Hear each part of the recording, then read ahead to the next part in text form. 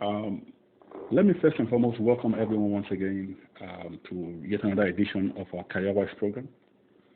CareerWise is our weekly online personal development and high and life transforming seminar on the stable of the AEMP, the AEMP being the African Economic Mandate Project. Now today we shall be exploring, a topic that we caption practices of high-performing employees. Practices of high-performing employees. Now remember, at the AEMP here, all we seek to do is to equip all our members and everyone listening to me from any part of the world with what it takes for you and I to excel in what we do. Now you and I are called primarily to become an employee of value to our system. And that's why we go through this series to again remind ourselves of what it takes. So I'd like you to settle down tonight again as we explore this fundamental, subject, because it is critical, to how you and I fare well in our various endeavors. So once again, you're most welcome, and I strongly believe we have a great time exploring the subject practices of high-performing employees. Once again, you are most welcome. Introduction, in this subject tonight, I'll be using high potential employees and high-performing employees interchangeably, if you like. Now, so high potentials are typically consistently, so they're employees that typically and consistently and significantly as well outperform their peers in the group, their peer groups in a variety of settings and circumstances. I repeat for emphasis, high potentials consistently and significantly outperform their peer groups in a variety of settings and circumstances. So while achieving these superior levels of performance, they exhibit behaviors that reflect the company cultures, the company values, in an exemplary manner. This was a research, done by Harvard Business Review, and so these are what they describe as the anatomy of high-performing employees. Moreover, they said they show a very strong capacity to grow and succeed throughout their careers within the organization, more quickly and effectively than their peer groups. And that's why they classify them as high potentials, because they demonstrate certain attributes that you could describe as making them endeared to the organization. And then, of course, because they are out there to add value to the system, then again, of course, the road to growth and making satisfactory progress becomes, something that comes in the course of duty. So in a moment, we'll be exploring what are the 10 fundamental attributes of a high-performing or what they call high potential. Number 6, they ask questions. Now, what about questions? They're not questioning the system. They're asking questions on what way to go. What steps do we need to take? What exactly is my part? Was there anything I can do differently?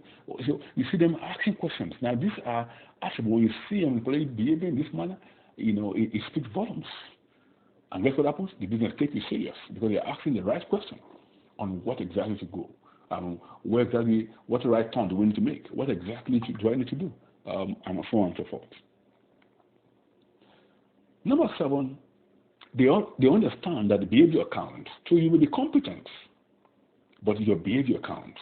So that means that's why in organizations, what they reward fundamentally next to competency is behavior. Organizations reward behavior because they intensify the behavior they want to see, because that is critical to their culture. So number 7 here is they know that high-performing employees know that their behavior counts. So they don't behave anyhow in the business. They don't talk anyhow. They are welcome, their comportment is second to none. They understand that to work, when you get to work, you need to, demonstrate that this is workplace. And then the way they behave, the way they relate with other people, their social skills are up there. So because they understand that how they behave, within the context of the business matters to the growth of the business. Number 8, they deliver strong results. That means they understand a world of results. So, workplace is not about attendance. It's all, more often than not, about productivity and getting results. So this understanding, they are clear in their mind, and you see that the way they behave the way they conduct themselves, recognize that it's all about getting, the goals of the company achieved. They are clear on the goals that they set for themselves and for the business, and then so in closing tonight, my concluding thoughts, recognize that for you to become an above average person or employee, you must recognize that you must deliver an above average results. And what that means is that you must work hard on yourself. You must be committed to personal development, because until you change, nothing changes. Until you get better, things won't get better. So the conversation tonight we are having is all about value. It's all about value conversation. That means every employer is looking for an employee of value. Once you demonstrate value to the business, to the organization, then you have to lay a foundation for growth and substantial progress within that business.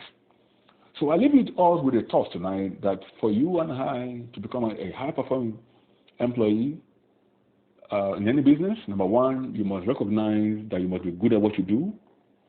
Number two, you must take initiative. Number three, you must jump at leadership opportunities within the business. Number four, you must work well autonomously. Number five, you must be interested in where the company is going. Number six, you must ask genuine questions that will lead on the path of right action that will take the business to new heights. And number seven, you must recognize that your behavior counts, your attitude counts. Number eight, you must recognize that you must deliver strong results. That means you must declare what the goals are and then go for it. And number nine, you must possess what I call strong drive to excellence. And then finally, you must have what we described here tonight as catalytic learning ability. I have no doubt in my mind that everyone listening tonight, as we engage these attributes, as we make this our lifestyle in our workplaces, my prayer is that everyone here will begin to